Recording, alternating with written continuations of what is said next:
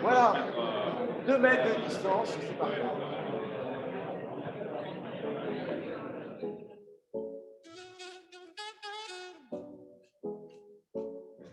Merci à toutes et tous d'être là. Bravo à l'équipe qui nous permet d'être là. Axel en particulier, mais les autres et vos équipes. Un mot simplement pour vous accueillir, vous remercier d'être là, vous dire que le groupe SOS s'est toujours tenu très, très éloigné de toutes sortes d'investisseurs. La preuve, nous avons créé une entreprise sans capital, sans actionnaire, et nous avons fonctionné très bien pendant 38 ans sans avoir recours à aucun investisseur d'aucune sorte. Et nous avions raison à l'époque. Nous avions raison à l'époque parce que l'investissement à impact n'était pas tout à fait la majorité des investissements de l'époque. Et puis nous avons évolué. Nous, c'est les uns et les autres. Le groupe SOS a toujours considéré en même temps, si j'ose dire, qu'on devait avoir une volonté de résultats économiques, de résultats sociaux et de résultats environnementaux. Et nous avons essayé de les mesurer et nous avons même créé récemment un impact tank qui se réunira la semaine prochaine à l'Assemblée nationale pour sa première année, qui justement mesure ces impacts. Et pendant le temps où SOS évoluait, où on acceptait de plus en plus de rencontrer, voire travailler avec, voire s'associer avec des investisseurs, les investisseurs ont beaucoup évolué eux aussi. Et ils ont considéré que la rentabilité économique était importante, mais la rentabilité sociale et environnementale l'était tout aussi. Et à force de converger, nous sommes en train de nous croiser. Et c'est sans doute un des moments où nous nous croisons, c'est-à-dire que nous considérons les uns et les autres que l'investissement est important, qu'il permet de faire grandir les entreprises, quelle que soit la nature des entreprises, qu'elles soient commerciales ou pas. Mais ce n'est pas tout. Investir, c'est bien. Accompagner, former, faire profiter de son réseau, c'est encore mieux. C'est-à-dire que, évidemment, l'argent est indispensable, mais il ne résout pas tout. Et le dispositif d'investisseurs à impact d'Angel Business est un dispositif qui nous convient globalement, je suppose, aux uns et aux autres. Et l'idée d'avoir des business angels à impact est effectivement le lieu sur lequel nous nous rencontrons. Alors, Axel a annoncé très prudemment que nous étions 15. En réalité, nous ne sommes pas loin de 30, puisque nous sommes quelques-uns à vous avoir rejoint subrepticement. Donc, je vais me permettre de me fondre à la communauté et avec quelques camarades d'SOS, on va apprendre à être des business angels. Donc, sous la bienveillante formation de Pauline, on va essayer d'avancer.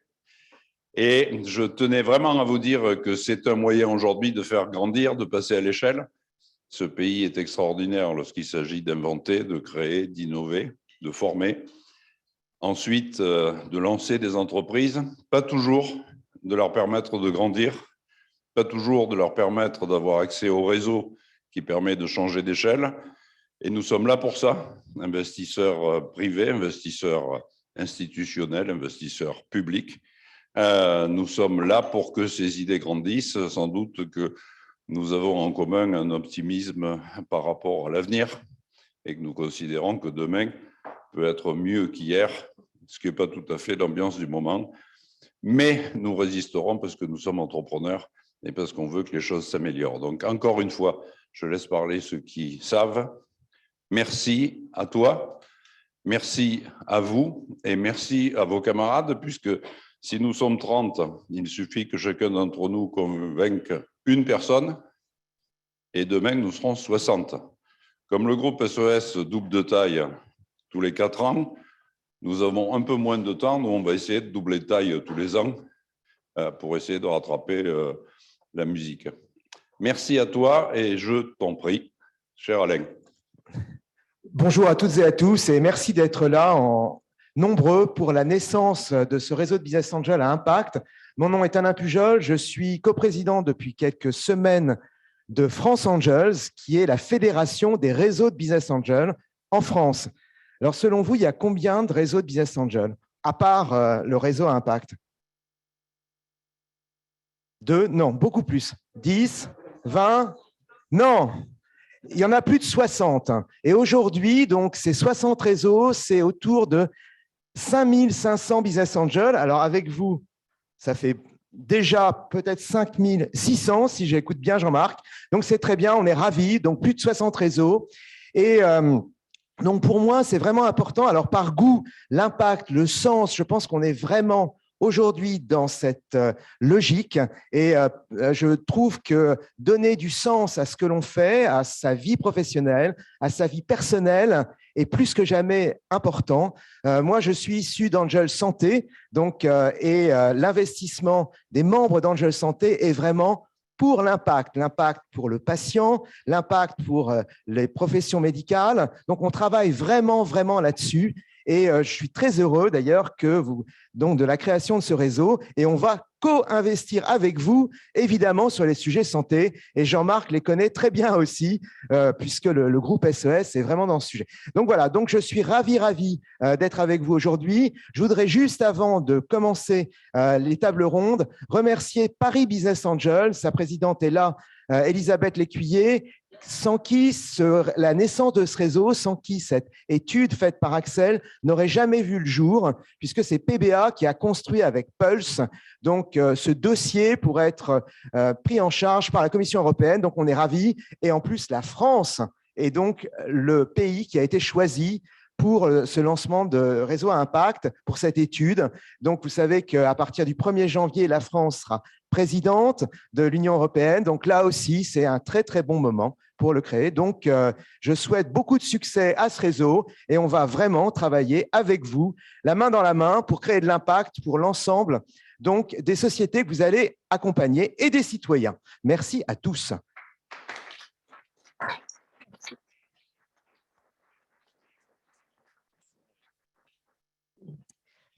Bonjour, je m'appelle Flavie Després, je suis journaliste, je suis entrepreneur social et quelque chose que je dis un tout petit peu moins souvent, c'est que moi aussi j'ai un peu investi parce qu'ayant monté une entreprise il y a 7 ans, je suis persuadée qu'on reçoit presque autant en investissant et pas seulement en monnaie qu'en entreprenant.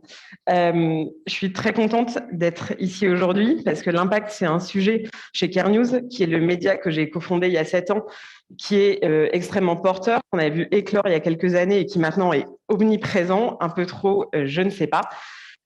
Care News, c'est un média en ligne, c'est un print et depuis 2 ans, on travaille beaucoup sur la question de l'impact. On a sorti un top 50 de l'entrepreneuriat impact. Si vous avez envie d'investir, Axel, si jamais tu veux qu'on en parle, bien volontiers. Et la semaine prochaine, on va sortir un qui s'appelle Impact Mania, dont le but est de décrypter le vrai impact des projets. Donc, je serais très contente. Merci beaucoup, Jean-Marc. Merci de m'accueillir. Je vais demander à mes premiers invités, première table ronde, de monter sur scène, puisque nous allons discuter, ça n'est pas une question, c'est une affirmation, Business Angels et Impact, un pari gagnant. Alors, Axel, viens à ma table, s'il te plaît. Yasmine, je vous ai vu passer. Donc, Yasmine, Julien, je vous prie, Pauline et Céliane. Voilà, venez tous, je vais vous distribuer. Alors, Covid oblige, je fais tout. Regardez, c'est formidable. Je vous fais passer les petits micros. Tout le monde en a non. Oui. Ils ont été. Le garde. C'est bon? Oui, ils sont désinfectés. Tout va bien. Bon, alors nous avons 25 minutes, ce qui est peu et beaucoup, pour discuter du lien entre les business angels, les investisseurs et l'impact. Et ensuite, pour vous donner une petite idée de ce cours déroulé, on passera sur l'étude donc de l'entrepreneuriat impact et du lien avec les investisseurs et quel rôle pour les business angels. Et enfin, il y aura une annonce tonitruante, mais je pense que si vous êtes là, vous êtes au courant, donc il n'y aura pas de surprise. Yasmine, est-ce que je peux vous donner la parole en premier? Vous êtes là à plus d'un titre, vous avez toute une carrière dans la finance, le crowdfunding, donc autour de chiffres. Vous êtes partenaire chez Impact Partners, parfait, tout à fait dans le thème, et vous êtes également administratrice de French Impact. Alors, je vous donne la parole en premier, parce que je voudrais qu'on prenne un petit peu de hauteur sur les fonds et sur les financements en général avant d'aller vraiment sur la question précise des business angels. Ma première question, c'est, puisque vous connaissez bien les fonds, l'impact et les mouvements qu'il y a, est-ce que c'est une fatalité, une heureuse fatalité? Est-ce que tous les fonds, parce qu'on sait qu'il y a un manque de financement sur les projets à impact, vont se diriger vers l'impact à terme, selon vous? Est-ce que c'est nécessaire? Alors, bonjour, merci de votre invitation et de votre accueil aujourd'hui. Est-ce qu'ils vont tous se diriger vers l'impact? Alors, est-ce que c'est nécessaire? Si vous voulez mon avis, je dirais que oui, absolument. Oui, comme toute la salle, je pense qu'on pourrait faire un petit vote. Je pense qu'on serait tous d'accord, ici en tout cas. Tous les fonds intègrent aujourd'hui, de manière plus ou moins, je dirais, professionnelle et engagée, des notions d'ESG au moins, donc c'est-à-dire de responsabilité sociale et environnementale, dans la manière dont ils investissent. Donc, il y a un vrai mouvement de fonds qui s'opère, qu'on voit dans les très gros fonds comme dans les plus petits, dans le monde du private equity comme ailleurs. Donc, il y a une tendance de fond. Après, est-ce qu'on parle d'impact? Aujourd'hui, on commence à arriver aux limites de ce mot-là, que nous, on utilise chez Impact depuis 15 ans et qui aujourd'hui arrive au bout, puisque un peu tout devient impact, quoi. Donc, la vraie question, c'est qu'est-ce qu'on appelle impact et qu'est-ce qu'on exclut de l'impact et comment est-ce qu'on mesure tout ça? Voilà. Alors, c'est quoi votre définition de l'impact, puisque vous en parlez chez les Partners Impact? Je vais pas l'inventer moi, hein. On va reprendre les définitions qui sont utilisées aujourd'hui, donc qui sont, on va dire, communément admises. Donc, c'est ces trois notions, l'additionnalité, l'intentionnalité et la mesure. Donc, l'intentionnalité, c'est-à-dire l'intention d'investir non seulement pour un retour sur investissement financier, mais également écologique ou social. Donc, il y a une intention de départ qui est très importante. Ensuite, l'additionnalité, c'est-à-dire qu'on considère qu'on peut cumuler à la fois un profit et un impact social ou environnemental ou les deux. Et la mesure, parce qu'évidemment, sans mesure, on peut parler de tout et de n'importe quoi, mais on ne sait pas véritablement ce qu'on fait, ce qu'on investit. Donc, c'est ça les trois critères qui sont retenus aujourd'hui, notamment par la commission France Invest, Impact, et par, je dirais, le monde de l'investissement Impact. Merci. Et j'ai une deuxième question, parce qu'on vient de parler voilà, on va parler avec vous des trous dans la raquette. Donc, vous n'avez pas le rôle le plus positif, mais vous êtes là pour nous montrer tout ce qui reste à faire. Avec French Impact, vous devez beaucoup le voir. Est-ce que les fonds sont bien répartis sur le territoire? Parce qu'on a tendance à penser comme ça, a priori, que c'est assez parisien ou assez urbain. Mais dans la réalité, vous qui voyez ça, c'est quoi le paysage français? Je dirais que vous avez parfaitement raison. La preuve, c'est que les fonds aujourd'hui sont très majoritairement basés à Paris, qu'on est dans un pays qui est très centralisé. Donc, ce n'est pas juste une histoire de fonds, c'est globalement trop de choses sont encore centralisées, dont l'argent, dont les fonds d'investissement. Et donc, nécessairement, il y a un Paris et le reste de la France qui existent, quoi. Et on le voit dans l'investissement, absolument. D'accord. Bon, on aura peut-être des pistes de résolution pour mieux répartir les capitaux sur toute la France. Mais vous, est-ce que vous avez une solution comme ça à proposer pour que justement on décentralise? Ah, mais vous allez sauver le monde aujourd'hui, Yasmine. Vous ne le saviez pas, mais voilà, de bon matin, vous avez... Est-ce qu'on a une solution? Ou plusieurs. Décentralisons la France. Est-ce qu'on a une solution?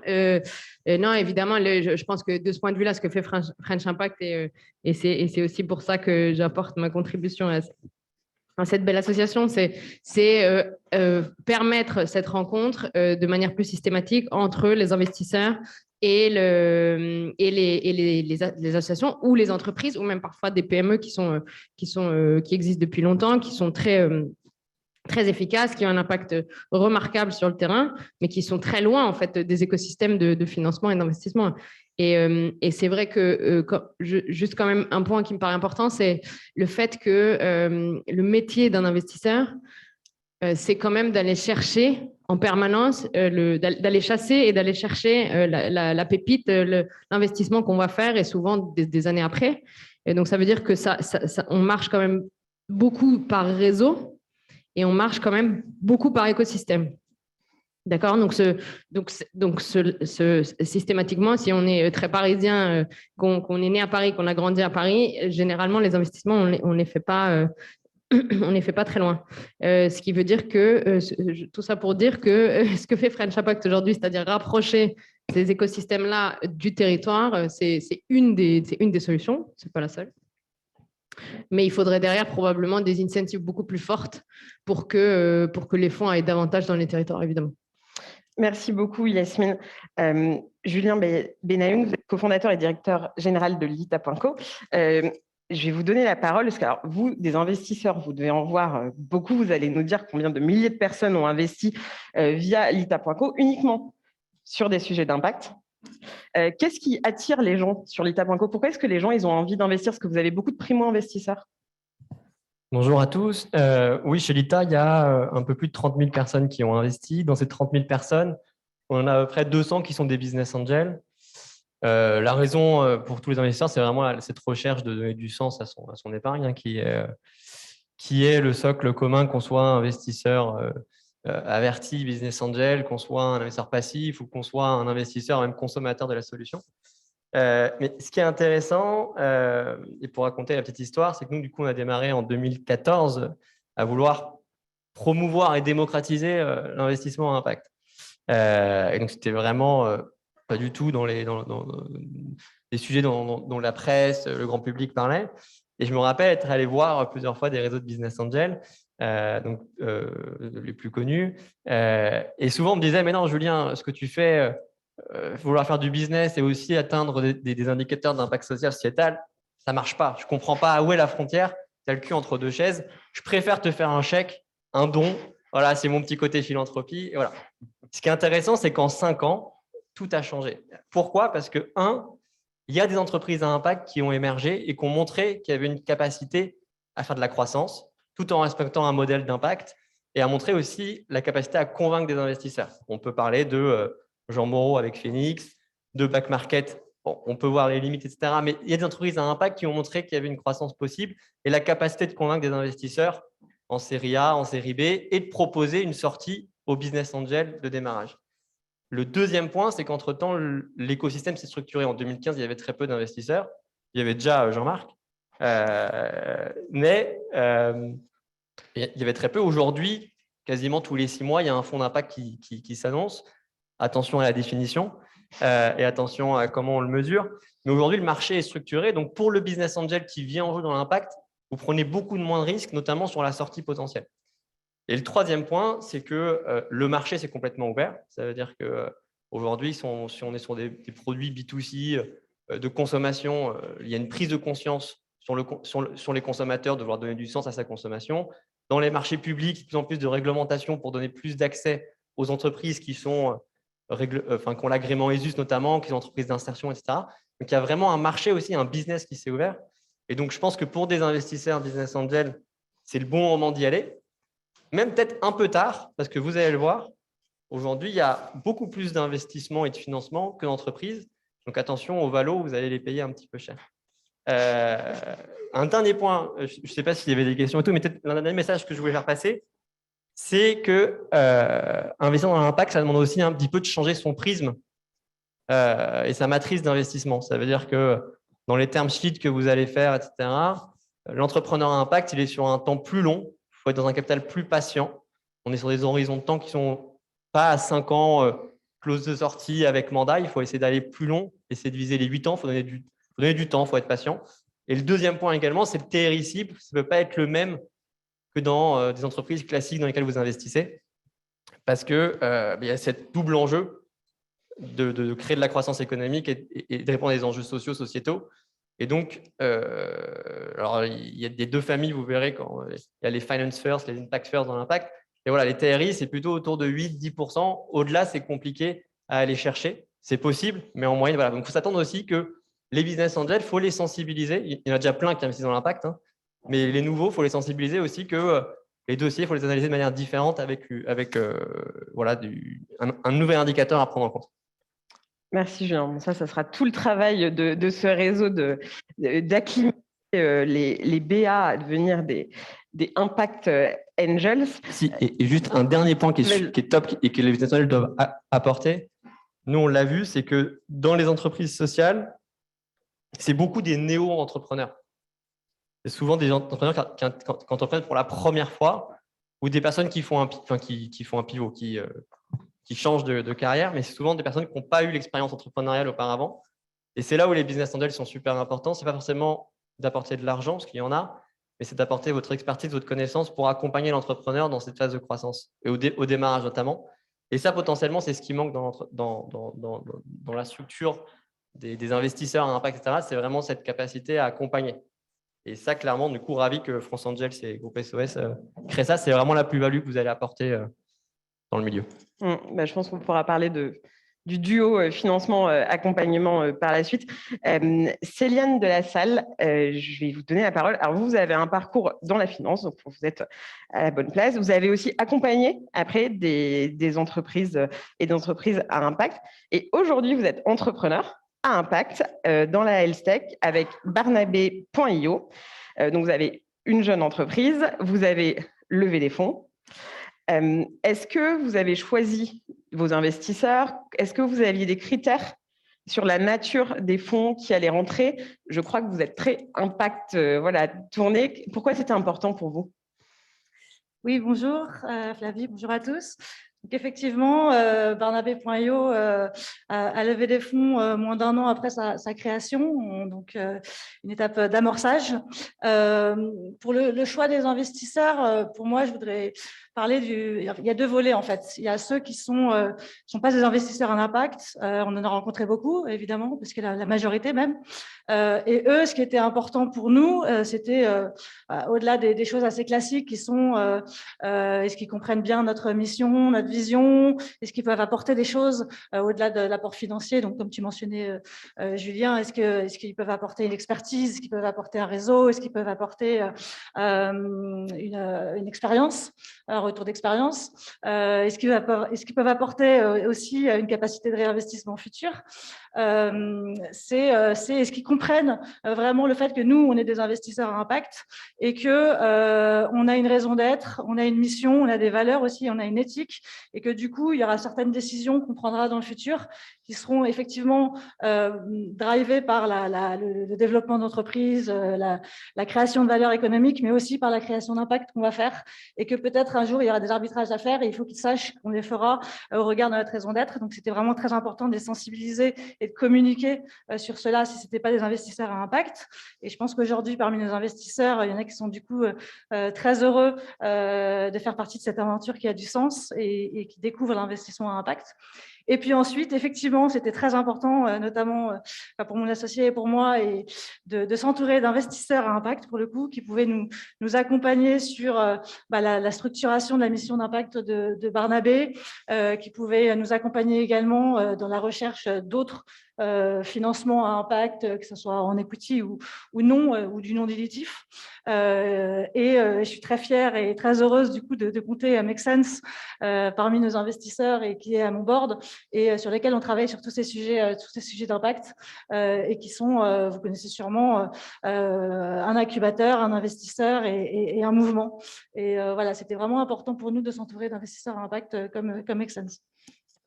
Merci. Donc, d'être aligné à la fois sur l'investissement et sur l'accompagnement et d'être drivé par l'impact, quitte à prendre des décisions qui parfois, dans la recherche du profit, ne seraient pas comprises. Et j'ai une deuxième question pour vous parce que Céliane a une deuxième casquette. Vous dites baby investisseuse. Vous avez investi, vous êtes BA dans un certain nombre de projets qui, je crois, ont aussi tous de l'impact. Là, même question, pourquoi que des projets impact? Parce que vous pourriez vous dire, je vais investir dans plein de projets qui vont me rapporter beaucoup, comme ça, après, hop, je remets tout dans Barnabé.io. Pourquoi cet investissement dans l'impact? Déjà, un peu comme toi, j'ai investi dans ma propre entreprise avec mon temps et un petit peu de mon argent. Ton propre BA. Voilà, mon propre BA. Et sinon, Julien le mentionnait aussi, ça a commencé plutôt par du financement participatif, des petits tickets, pas forcément en equity d'ailleurs, du soutien financier, et puis ensuite par des vrais investissements, notamment sur la plateforme Lita. et d'autres investissements en direct. L'impact, de toute façon, c'est ce qui me motive vraiment depuis quelques années. On parlait de la définition de l'impact tout à l'heure.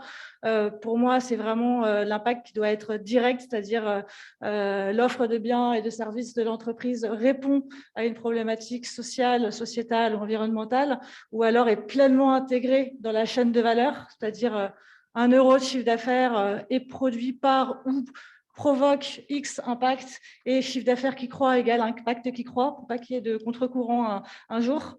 Et ensuite, dans les critères, mis à part l'analyse un peu classique de projets d'investissement qu'on peut faire, ça va être investir sur des projets, comme je ne suis pas un investisseur professionnel, ça va être des projets qui me touchent personnellement, une aventure dans laquelle j'ai envie d'être acteur, donc plutôt des projets B2C que je peux utiliser dans ma vie de tous les jours, promouvoir et voilà, et je pense que les critères les plus importants pour moi, quand je regarde a posteriori, c'est vraiment comment est incarné l'impact par les fondateurs et fondatrices. Surtout, voilà, on peut voir pas mal d'impact washing ou greenwashing, et que ça soit vraiment incarné, porté, et que c'est sûr que ces personnes pourront prendre les bonnes décisions, c'est important. Très bien. J'ai une toute petite dernière question, puisque j'ai appris en lisant l'étude que 35% des business angels sont des entrepreneurs. Est-ce que depuis que tu as montré ta propre entreprise, tu es une meilleure investisseuse, tu es un meilleur business angel?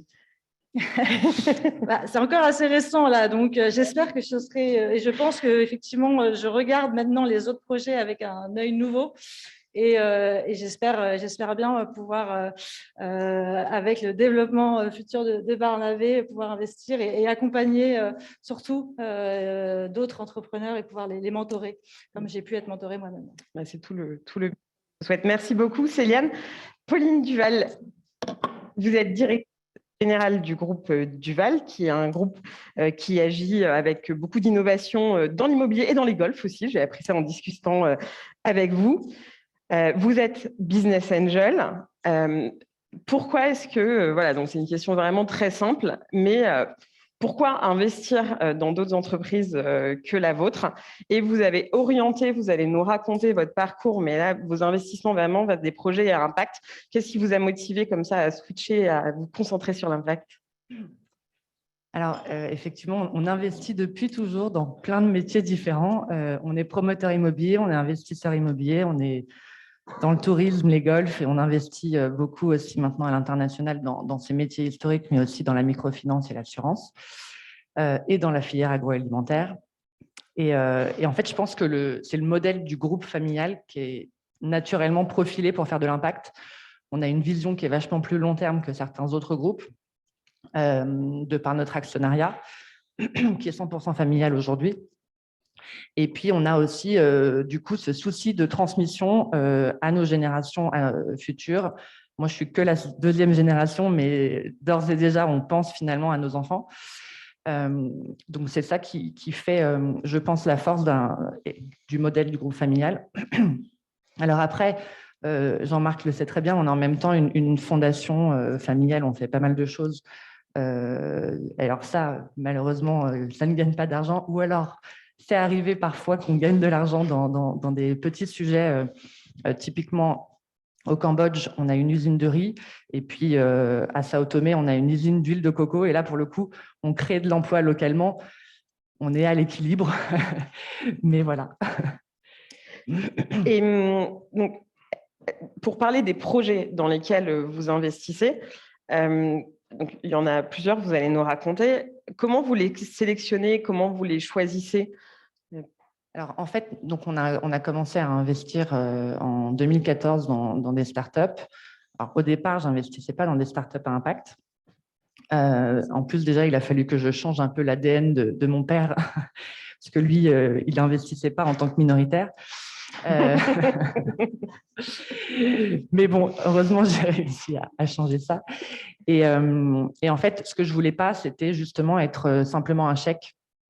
Moi, ce que je voulais, c'était pouvoir garder cette culture entrepreneuriale qu'on a dans le groupe et accompagner, faire grandir et en même temps se nourrir mutuellement de ces entrepreneurs avec notre groupe. Donc, ce que je faisais, c'est que je leur proposais des expertises qu'on peut avoir chez nous. Nous, on a énormément de services support, que ce soit juridique, compta, RH, com. On a tout intégré chez nous, donc pouvoir leur proposer ce soutien administratif où je trouve que souvent, ce n'est pas leur valeur ajoutée. Et en plus de ça, sur certains de nos métiers, pouvoir leur proposer aussi le service de certains experts métiers. Donc, une fois que j'ai dit ça, j'ai petit à petit voulu changer de type d'investissement à force d'investir et tout en pensant moi-même à la transmission du coup d'un meilleur monde. Et donc, évidemment, on s'est diversifié. Depuis peu, depuis 3-4 ans quand même, j'investis maintenant beaucoup dans l'impact. Alors, on a beaucoup investi dans l'agritech, mais aussi dans des entreprises à mission. Voilà, on est assez large. C'est cette culture entrepreneuriale qu'on a chez nous et donc c'est en fonction des opportunités qu'on peut avoir. Est-ce que c'est trop récent pour vous demander comment est-ce que vous mesurez l'impact de vos projets? Est-ce que vous avez une grille? Est-ce que vous collez à celle des projets dans lesquels vous investissez? C'est déjà hyper dur, même chez nous. On est encore en phase de bilan carbone. Et alors, au niveau de l'immobilier et des golfs, c'est compliqué. Mais on fait tout ce qu'il faut pour s'améliorer.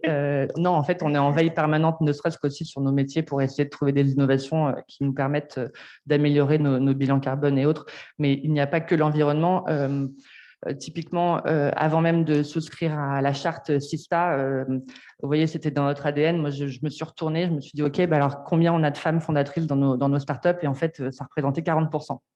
Donc, c'est pour ça, ce que je voulais vous dire vraiment, ça fait partie de notre ADN. Donc oui, aujourd'hui, on essaye de pouvoir mesurer et chiffrer ces impacts-là, mais ce n'est pas encore évident. D'accord, mais instinctivement, vous étiez dans le bon chemin. Merci beaucoup, Pauline, pour votre témoignage sincère. Axel, vous êtes responsable finance à impact de Pulse, donc c'est vers vous que vont diriger toutes les questions à la fin. La première question, c'est voilà, pourquoi est-ce que Pulse s'est emparé de ce sujet? Pourquoi est-ce que vous êtes bien placé? Pourquoi est-ce que vous le portez? Merci. Bonjour à toutes et à tous. En fait, Pulse. Oui. Normalement, bon. Je vais prendre le tien. C'est pour que tout le monde entende. Bon, je pense que vous m'avez entendu. Donc oui, Pulse, donc, en tant qu'association de soutien à l'entrepreneuriat impact, on a fait ce constat en fait assez simple, qu'il y avait un angle mort entre les business angels d'une part et l'impact de l'autre. Pour rebondir un peu sur ce qui vient d'être dit, c'est comme si les business angels n'avaient pas vocation à investir dans des projets dès qu'il y avait un impact, ou alors vraiment une frange très minoritaire d'entre eux. Et à l'inverse, ils avaient pour vocation d'investir uniquement dans des projets qu'on va qualifier de conventionnels. Donc, une fois qu'on a fait ce constat-là, les deux conclusions assez immédiates, c'est qu'on a d'une part un sous-financement de l'impact qui n'est pas mesuré, ou du moins assez mal, mais par contre qui est très palpable. C'est-à-dire que quand on va interroger un entrepreneur à impact, très très rapidement, on va arriver à ce problème qui est le manque de financement.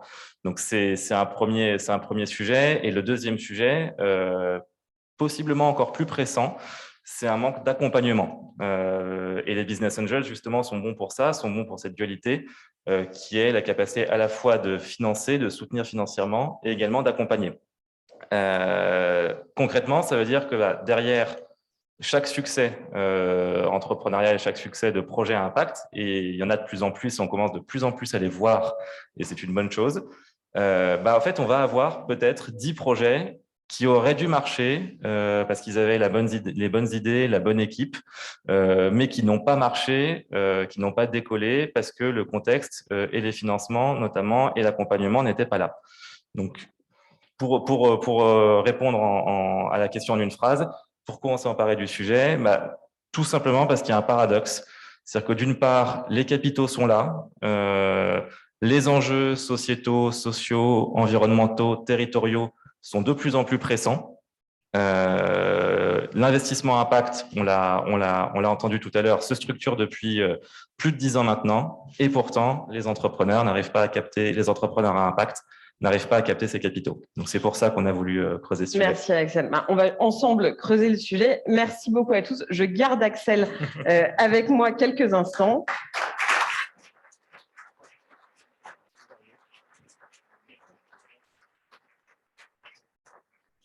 Alors, Axel, je vous garde quelques instants parce que nous allons parler de ce pourquoi vous êtes tous venus. Moi, je suis journaliste, j'aime les chiffres, j'aime les études.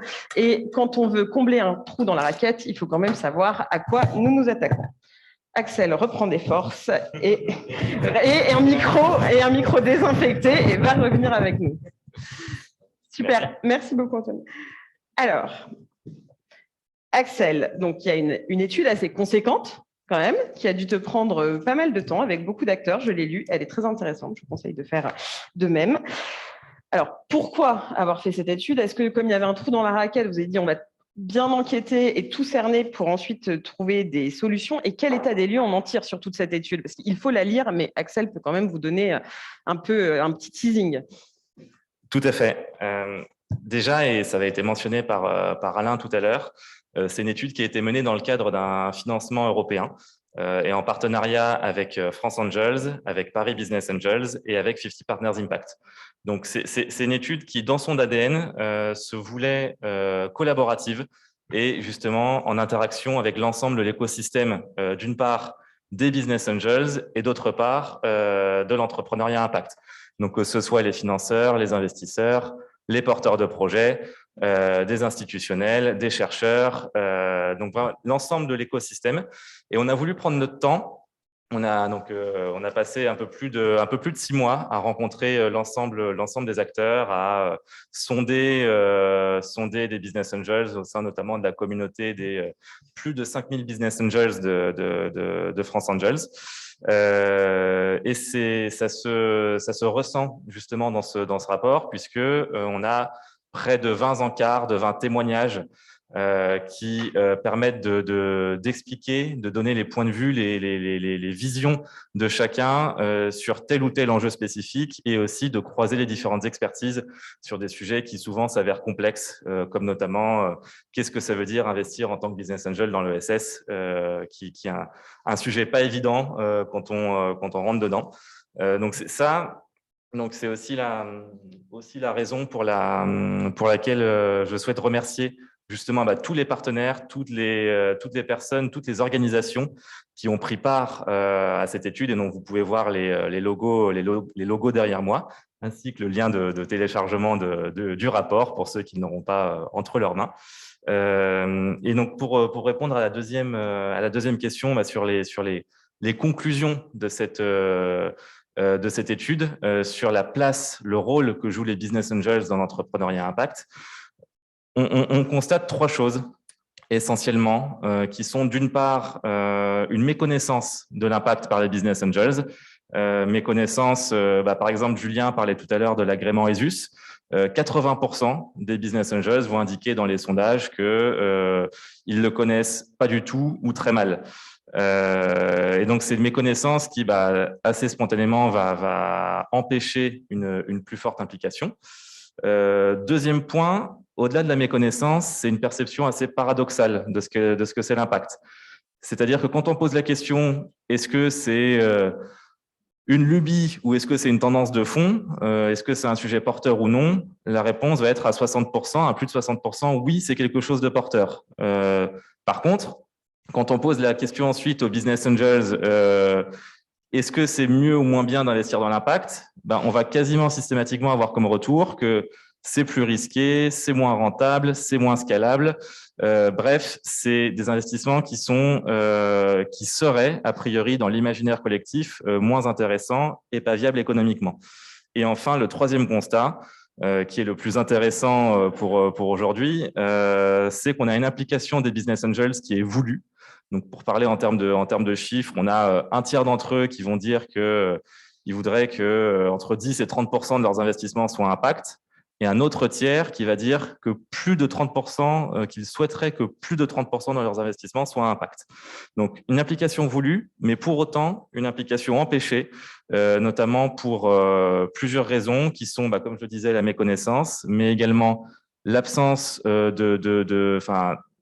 l'incapacité à pouvoir analyser selon des critères pertinents les dossiers, l'absence d'accès aux opportunités d'investissement qui existent et également l'absence de co-investisseurs. Ça, c'est pour la partie constat, avec des choses positives, des choses un petit peu moins positives, mais on est là pour y remédier. Donc, fort de ce constat, vous avez un certain nombre de propositions qui sont issues de ce rapport. Je vais vous demander rapidement de nous dire les grandes lignes de ces quelques propositions. Hop là, pardon. Tout à fait. Donc, assez rapidement, on a eu comme boussole 3 choses dans l'élaboration des propositions que vous pouvez voir derrière moi, qui sont, d'une part, faire venir plus de financement vers l'entrepreneuriat impact, améliorer leur qualité, notamment en termes d'accompagnement, et favoriser, faire en sorte qu'ils soient mieux répartis entre les différentes typologies de projets, que ce soit en des termes de géographie ou en des termes de type de projet. Donc, sans lister effectivement les 10 propositions, on va avoir plusieurs grandes familles. Une première qui va être le soutien à l'investissement, notamment via des leviers fiscaux ou des garanties en première perte, des sujets de visibilité et d'accessibilité des business angels. Un simple exemple, c'est souvent les BA ne sont pas référencés dans les cartographies d'investisseurs, alors que les fonds sont plutôt très bien référencés. Et pour un entrepreneur, ce n'est pas évident de savoir quel est le point d'entrée pour parler à un business angel. On a également un sujet de formation des business angels, leur faire comprendre qu'est-ce que c'est l'impact, qu'est-ce que c'est l'ESS, qu'est-ce que ça implique d'investir dans des projets à impact, des sujets d'intégration également dans l'écosystème, de diversité des business angels, mais enfin, et c'est aussi la proposition qui nous intéresse, je pense, toutes et tous aujourd'hui, qui est la création d'un réseau de business angels dédié à l'investissement à impact et à l'entrepreneuriat à impact. Pourquoi ? Parce qu'en fait, c'est une proposition qui va recouper toutes les autres et qui va… Et c'est quelque chose qui manque actuellement dans l'écosystème et qui empêche les business angels qui souhaiteraient investir dans l'impact d'avoir accès à ce deal flow, d'avoir accès à cette expertise, d'avoir accès à ces co-investisseurs. Et donc, c'est aussi pour ça qu'on lance aujourd'hui ce réseau. Merci beaucoup, Axel. Bon, on va le lancer, ce réseau, maintenant.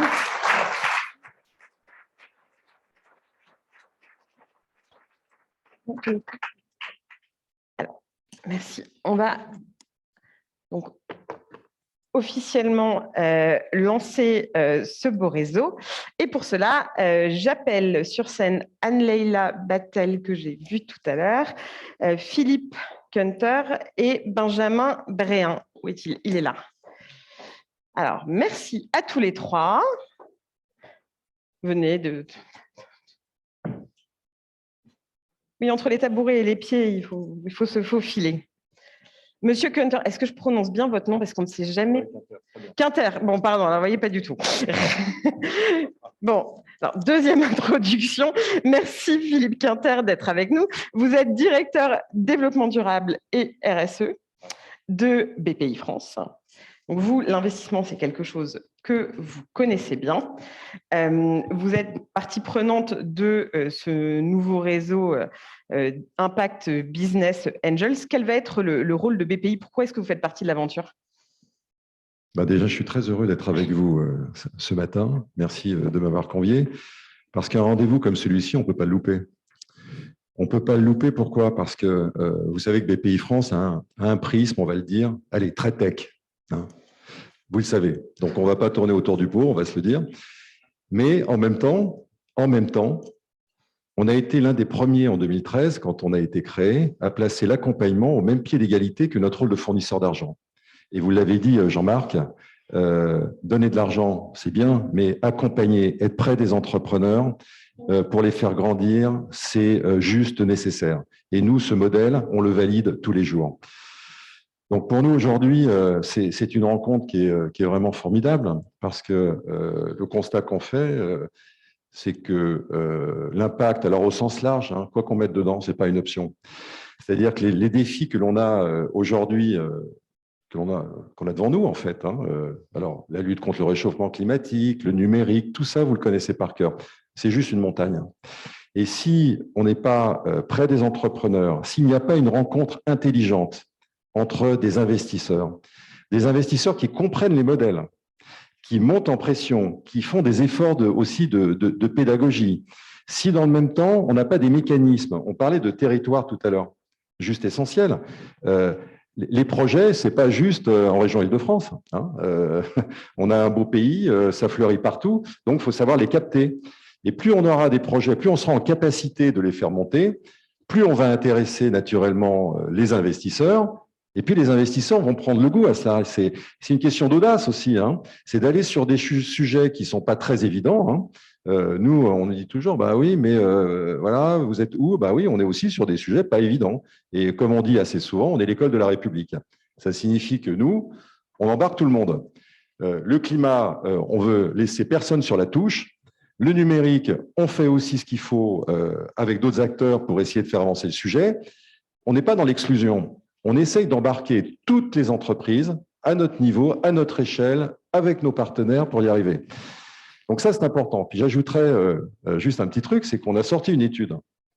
Elle va vous intéresser avec le Lab BPI France. Vous aussi, vous faites concurrence en fait. Moi, je fais de la pub. Je fais de la pub, mais complémentaire. Elle est gratuite et elle est vraiment dans l'axe. C'est une étude qu'on a sortie il y a moins d'un an où on a interrogé 65 000 entrepreneurs. On a eu plus de 1300 réponses. C'est toujours, vous savez, cœur de cible PME. C'est vraiment notre terrain de jeu chez BPI France. Et il est ressorti une catégorie d'entrepreneurs juste formidable, les capitaines humanistes. Les capitaines humanistes, vous le verrez sur notre site, représentent 26%. Et ce sont des gens pour qui la croissance n'est pas un objectif. Le développement, oui, mais le développement vertueux. Faire attention à l'environnement, faire attention à l'engagement des hommes et des femmes, faire en sorte que tous ensemble, on puisse construire une société innovante, plus équilibrée. Donc ça, c'est juste essentiel. Et si vous le raccrochez aux stratèges engagés, qui est notre catégorie, ça représente 44%. Donc ça veut dire, grosso modo, aujourd'hui, la moitié des entrepreneurs est extrêmement sensible à ces sujets, alors à des degrés extrêmement divers. Donc voilà, c'est la raison pour laquelle je suis là, parce que investissement, business angel, impact, alors je reprends le titre, hein, c'est juste une évidence. Bon, c'était évident. Et nous, on est très ravis de vous avoir avec nous.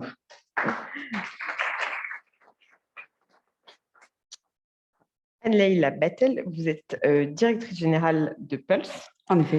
Et Pulse va avoir un rôle central pour ce réseau de Business Angels Impact. Est-ce que vous pouvez nous en dire plus sur la manière concrète dont ça va être opéré ? Avec plaisir. Et je confirme ce que vous venez de dire, on est effectivement très, très content d'avoir la BPI. Je rebondis sur ça comme soutien sur ce projet-là. Donc, juste Pulse en 2 mots, c'est une association qui a été créée en 2006 avec pour mission de développer l'entrepreneuriat à impact. Et donc, c'est ce qu'on fait depuis plus de 10 ans. On le fait au travers de nos programmes. On en a aujourd'hui une vingtaine dans une quinzaine de pays d'Afrique et d'Europe, avec évidemment un ancrage un peu plus fort, je dirais, en France, notamment lié nos liens avec le groupe SOS dont on émane. Donc, une vingtaine de programmes et des lieux, des incubateurs. Donc, on en opère 5 en Afrique et en France, donc à Montreuil, au Maroc, en Tunisie, en Afrique du Sud et au Sénégal. Notre rôle concernant ce réseau, ça va être de l'opérer assez naturellement. Très concrètement, ça veut dire repérer des projets dont on estime qu'ils sont prometteurs au sein de nos programmes et les préparer, les rassembler, les préparer à des sessions de pitch dans le cadre des sessions mensuelles de ce réseau-là. Tout ça, ça sera fait entre les mains, je dirais, expertes d'Axel qui a mis en musique ce rapport et qui a, en quelque sorte, déjà commencé à lancer ce réseau en nous réunissant aujourd'hui et qui va continuer à développer ce réseau avec avec le professionnalisme qu'on lui connaît, mais aussi avec le soutien de France Angel. Je passerai la parole à Benjamin juste après pour détailler un petit peu, parce qu'ils n'en sont effectivement pas à leur premier coup d'essai, c'est le 60e réseau qu'ils opèrent, donc je dirais un peu plus sur la mise en musique de tout ça.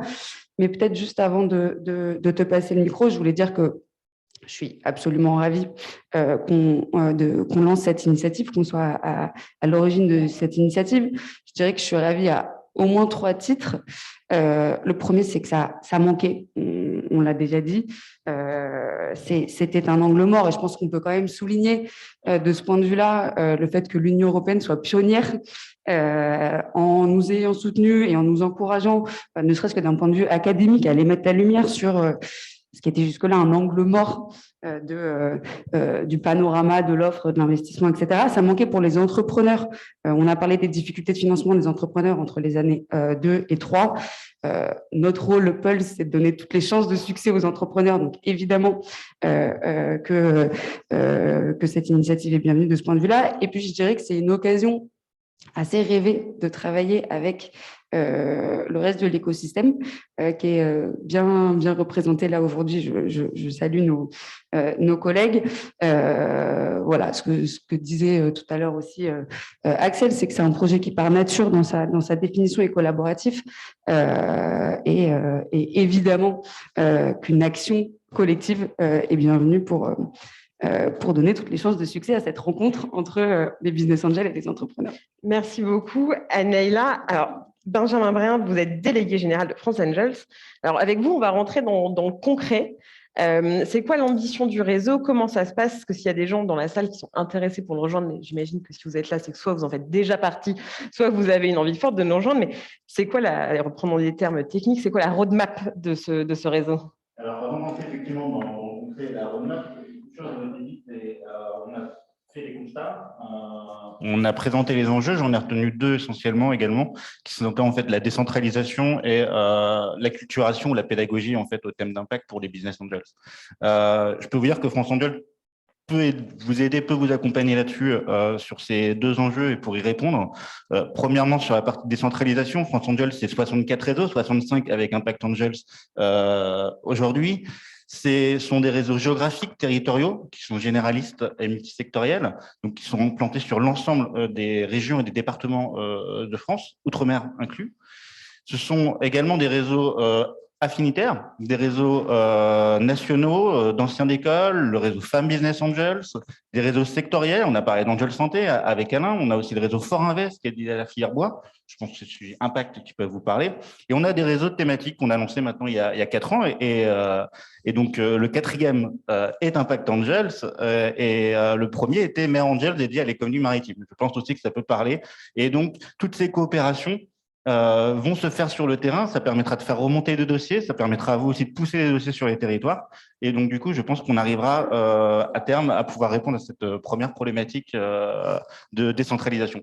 L'autre enjeu, c'était la pédagogie, l'acculturation.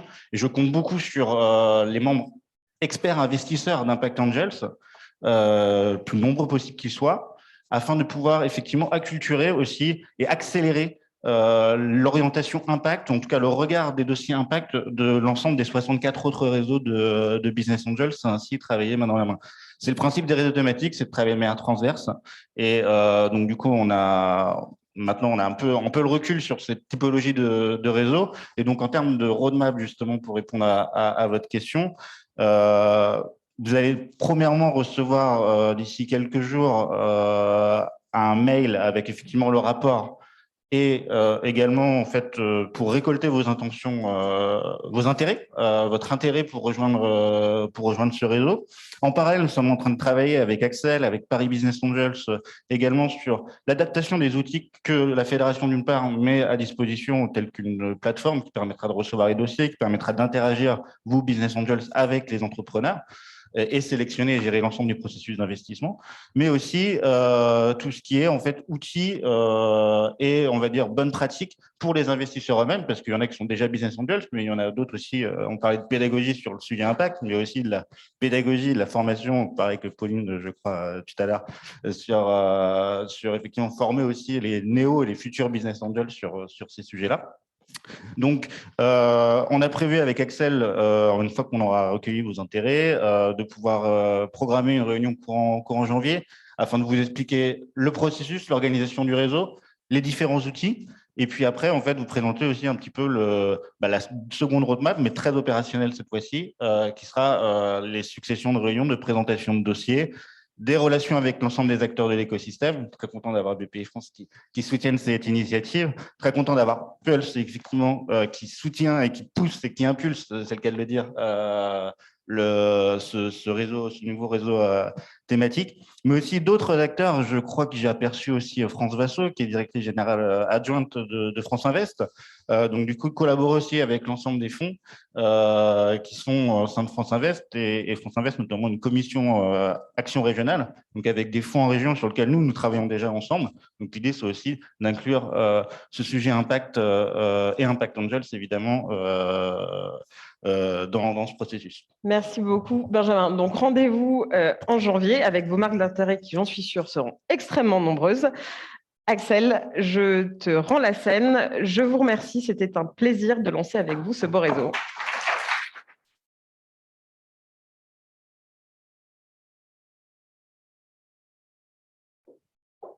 Merci, merci beaucoup Flavie, merci beaucoup à tous les intervenantes et tous les intervenants. Ce qu'on vous propose maintenant, assez simplement, c'est une petite photo de famille pour les premiers Business Angels, fondateurs, fondatrices d'Impact Business Angels. Donc, je vous en prie, n'hésitez pas à vous lever, à venir, et puis à venir pas nécessairement sur scène, mais juste devant. Et puis, on va prendre une petite photo, célébrer cela. Et puis, je pense qu'après, on sera juste bien en termes de timing pour pouvoir rejoindre au premier étage la salle 1900 pendant laquelle on pourra avoir un petit temps d'échange informel. Merci beaucoup.